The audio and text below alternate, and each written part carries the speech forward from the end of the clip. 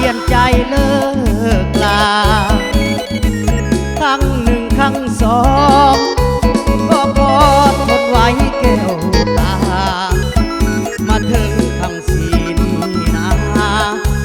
สิ้นความเมตตาเห็นใจ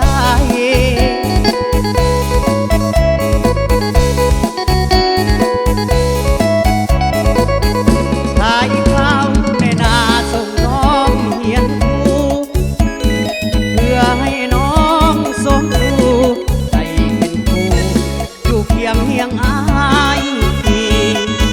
พอเฮียนจบแล้วแก้วตา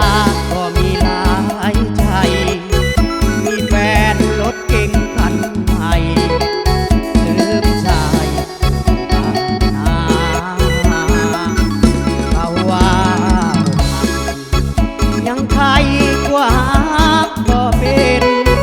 ครั้งนี้มันแสนลำเค็ญได้พบเห็น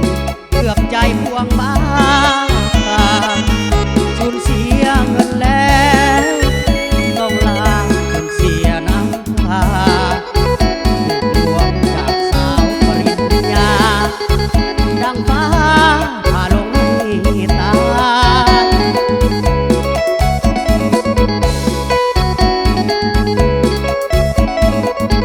อวยพรสาวอยู่ดีเถิดนากับหนุ่มรถเก่งงามตาให้ข่าวสาวนาขอลาน้องไปคุณอายมันน้อยจนพอสงสารไว้อกหักครั้งนี้หวันไหวหักน้องเต็มใจบ่สงสาร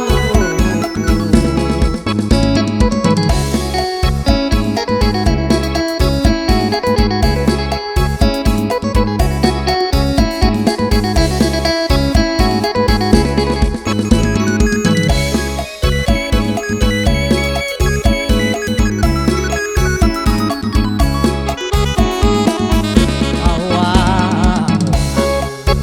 ยังใครกว่าก็เป็นครั้งนี้มันแสนลำเค็ญใจพบเห็นเกือบใจพวงมา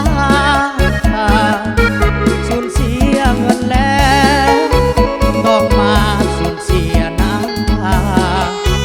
เด็กหลวงจากสาวปริญญาดังฟ้าผ่าลงให้ตาย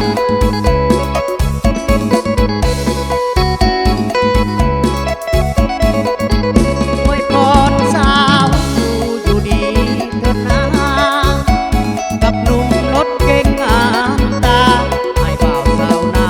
ขอลาน้องไปคุณอายมันน้อยจนก็สงสารไว้อกหักครั้งนี้หวั่นไหวหักน้องเต็มใจก็สงสาร ขอขอบใจทั้งจานคีย์บอร์ดอีกเดือนหนึ่ง